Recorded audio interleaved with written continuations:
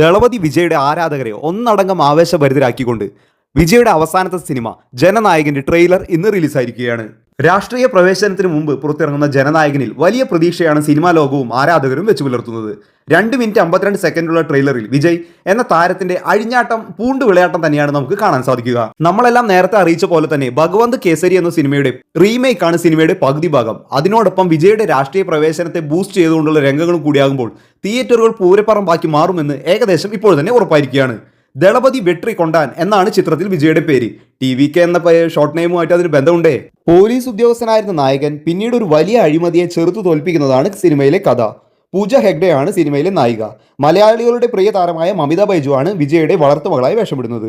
ആരാധകരെ കോരിത്തരിപ്പിക്കാനുള്ള എല്ലാ എലമെന്റുകളും ജനനായകനിലുണ്ട് എന്ന് ട്രെയിലർ കാണുമ്പോൾ തന്നെ നമുക്ക് മനസ്സിലാക്കാം. തീ പാറുന്ന നിരവധി ആക്ഷൻ രംഗങ്ങളും ചിത്രത്തിലുണ്ട്.